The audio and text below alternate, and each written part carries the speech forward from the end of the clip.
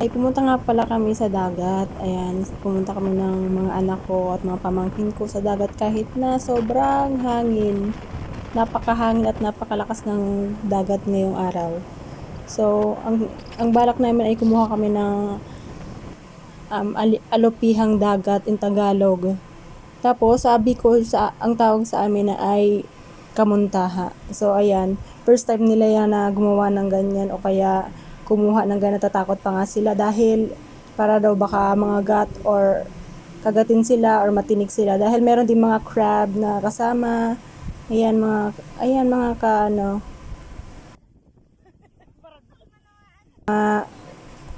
pamangkin ko na sobrang kukulit pero masaya naman sila, parang excited nga sila na gumawa ng ganyan dahil first time nga nila.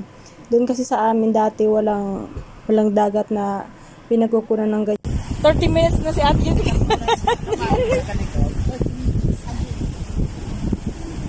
Nakakaumay na lang yung side. Ay, kayo! Sige ka nga to. Sinagawa ko. Lag mo talingan ni Remer. Kan! Oo, kuha na. Wow! May udo sa lugot. Bako yan udo. Ano yan, baby yan? Mataba. Udo?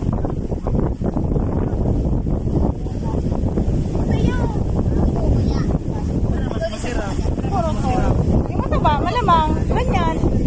Oo, ganyan. Ini babae. Ganyan yung masarap, yung yung lalaki ba yung Ate Jessica? Babae?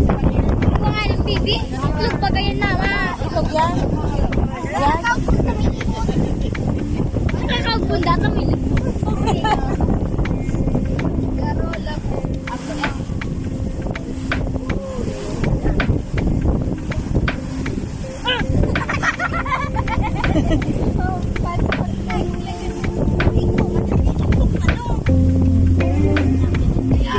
Ayan pa, oh, ayan pa, dali.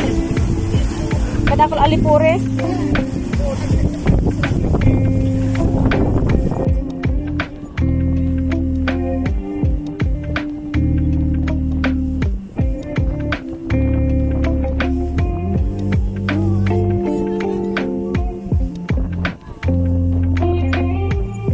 Yun o, ayun o. Remer. Nag-vibrate.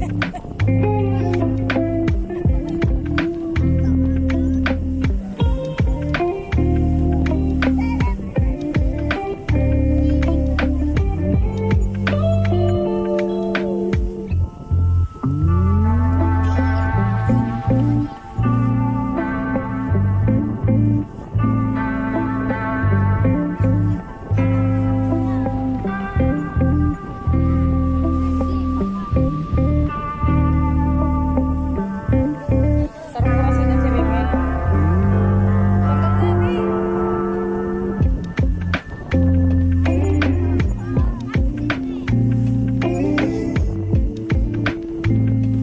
Sige, ate, ang labi, sige ko na. O, ikaw na, kaya mo yun natin, Jennifer.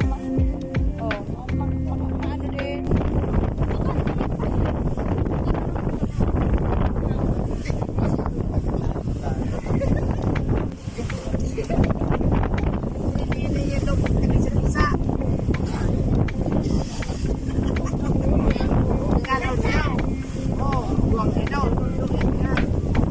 Mabusog pala niya.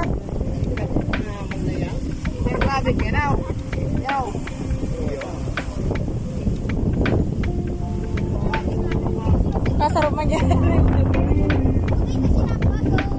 Payo lang.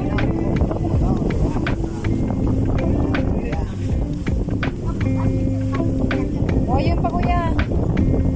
Ayun pa kuya. Ay, yung kasaksay mo. O, okay.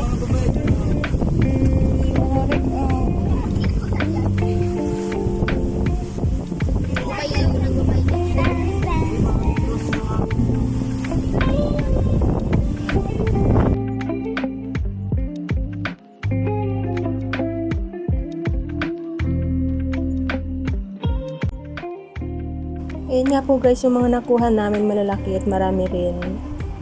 Next time po, samahan niyo ko ulit. Bye! Ingat po kayo. Thank you everybody.